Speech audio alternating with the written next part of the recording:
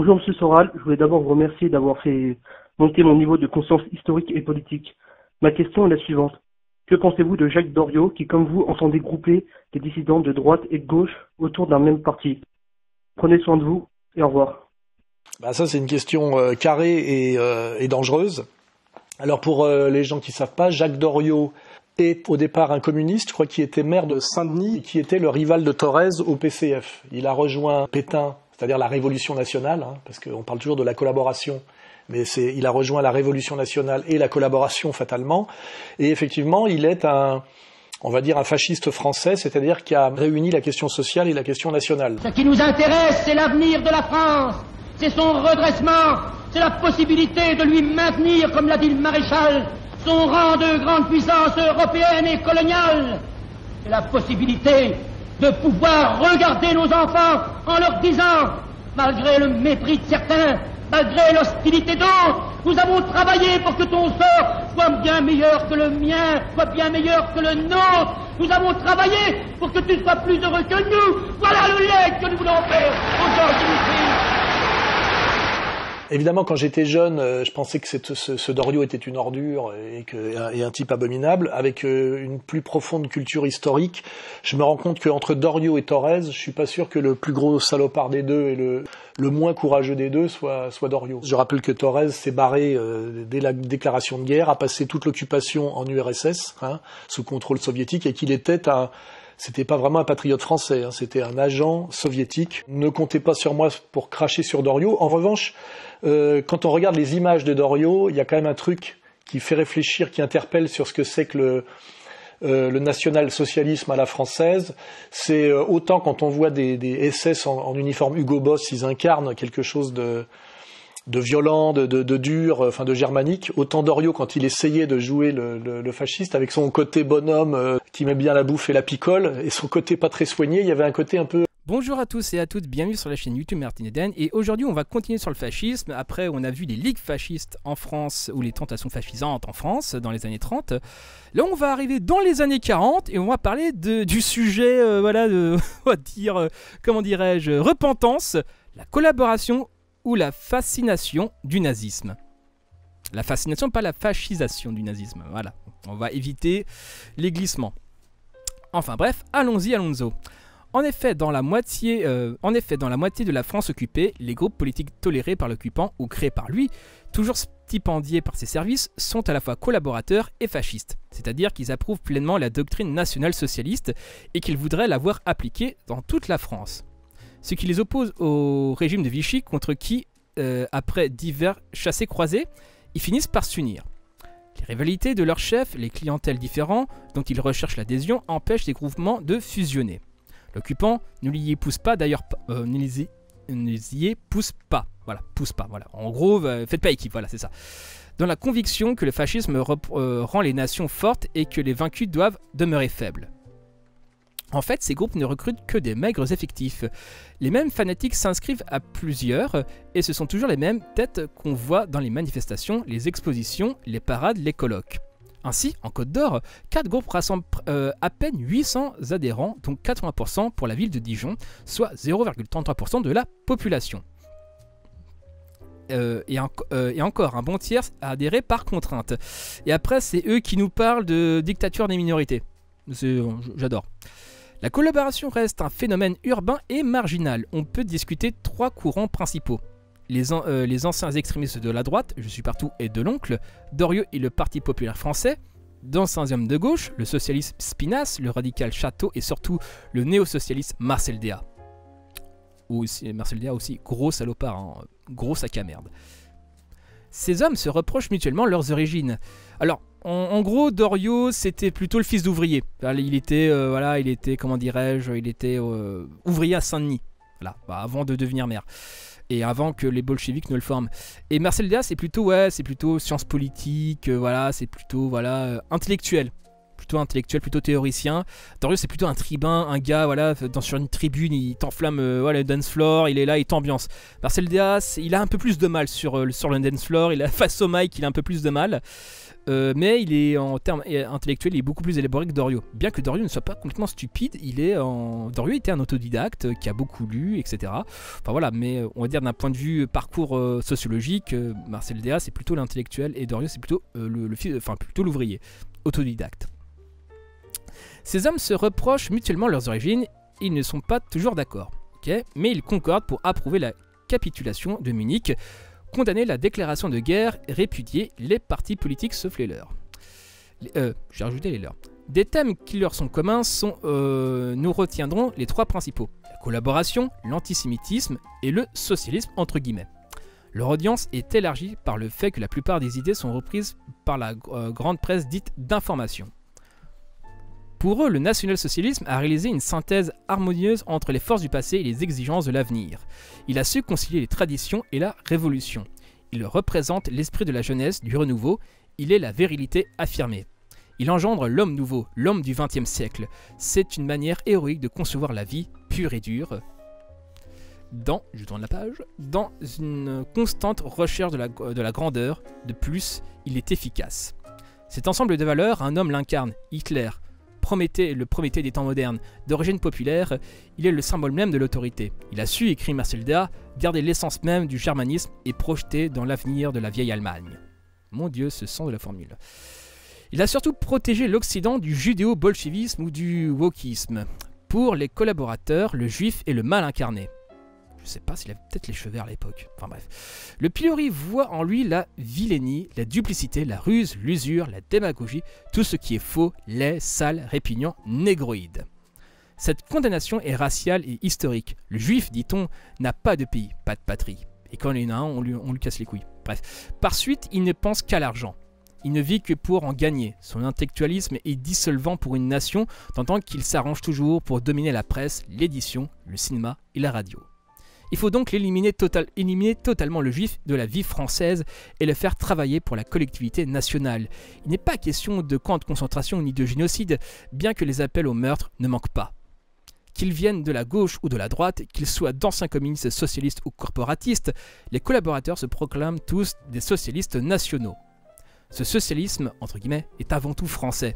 Il rejette Marx et se réclame de Proudhon, le théoricien du groupe social, de Fourier, le grand visionnaire, et surtout de Saint-Simon, qui a prévu l'intégration du travail à la nation sur une base hiérarchique. Ce socialisme est volonté de concorde nationale, il implique la disparition de la lutte des classes et se réalisera par le corporatisme, rassemble le travail français, patrons, artisans, techniciens et ouvriers.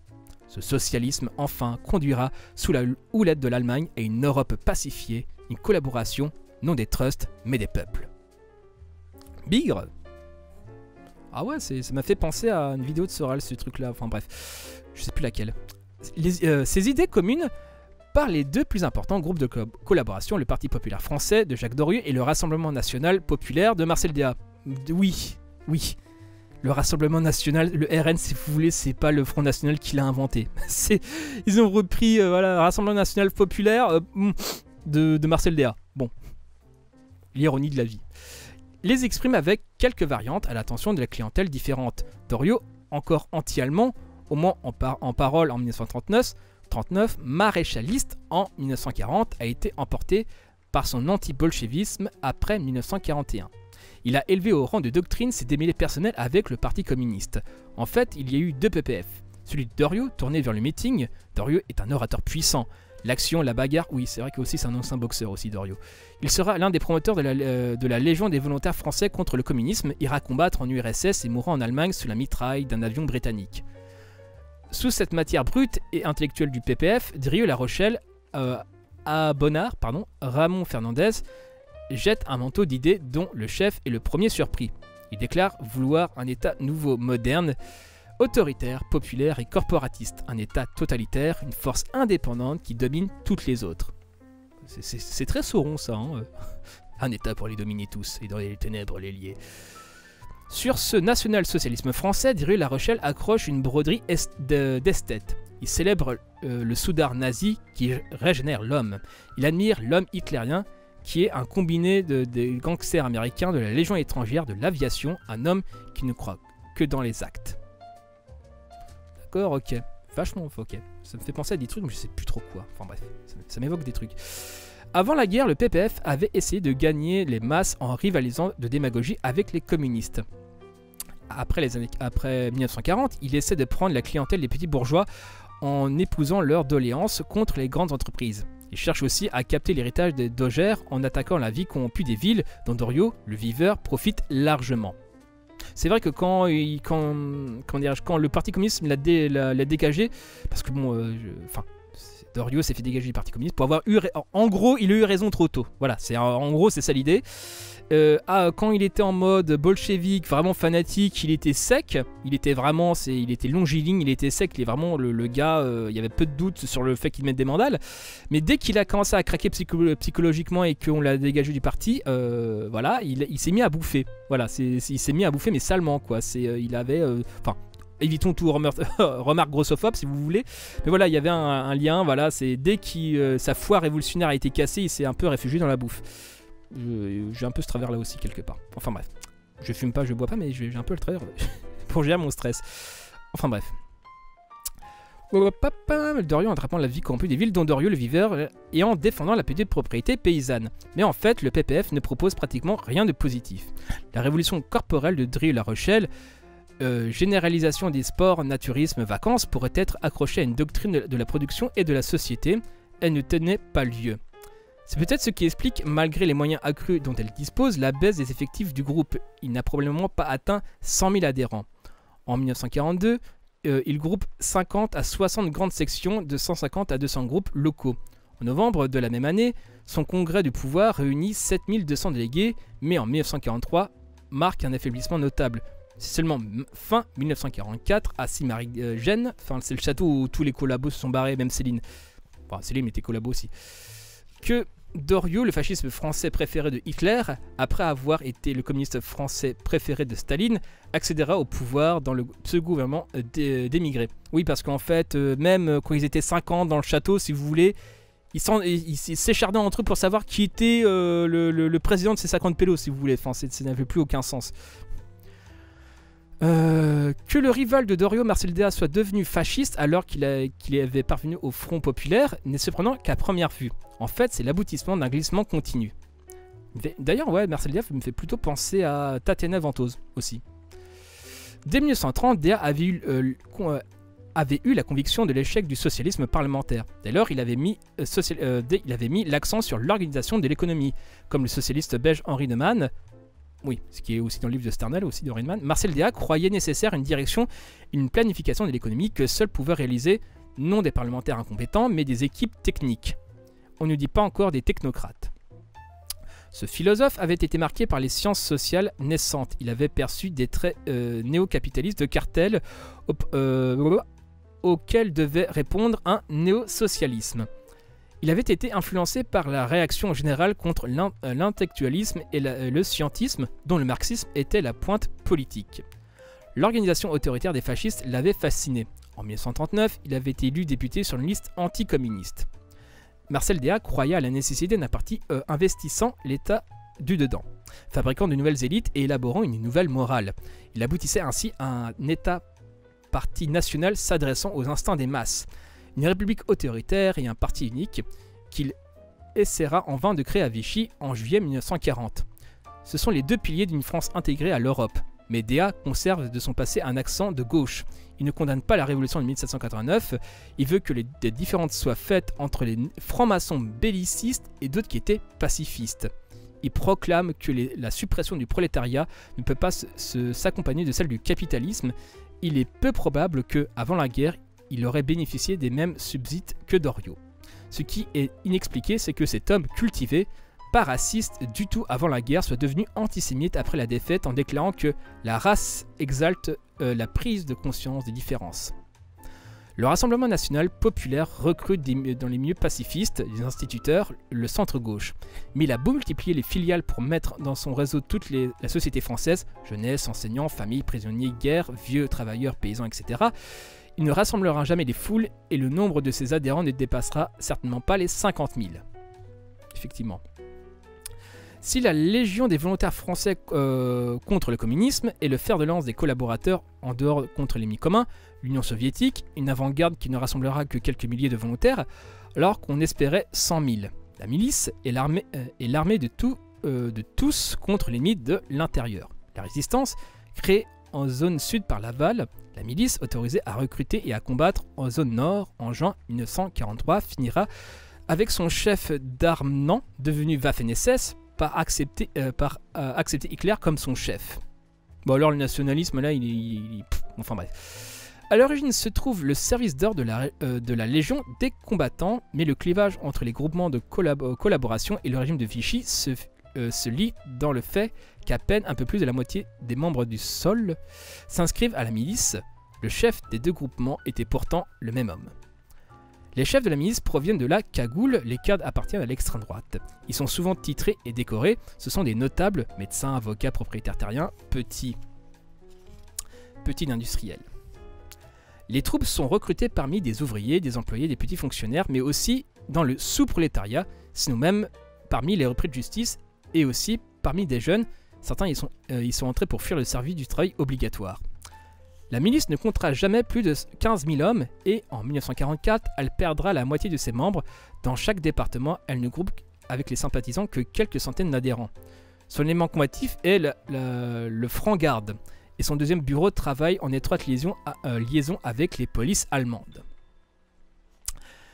Tels sont les grands groupements de collaboration, d'autres ont eu moins de succès encore tout en vivant des mêmes subsistes et en poursuivant les mêmes objectifs. Tels sont le Parti français national collectiviste de Pierre Clémenty, le Front franc de Jean Boissel, auquel on adhère que si on justifie une ascendance strictement arienne, jusqu'aux grands-parents inclut la Ligue française, créée par un ancien aviateur, Constantini, qui sera déclaré irresponsable à la Libération. Il a châté. Le mouvement social révolutionnaire, le de l'oncle, est un des chefs de la cagoule. Un peu plus important est le fascisme de Bucquart, qui ne dépassera cependant jamais 30 000 adhérents dans les deux zones. Et c'était la fin, et quand même, ça un quart d'heure, je vois à peu près. Effectivement, c'est la collaboration, c'est assez édifiant, je dirais. Donc voilà, c'est voilà, un thème assez conséquent. Enfin bref, c'était Martin Eden en direct du Goulag, bisous à vous!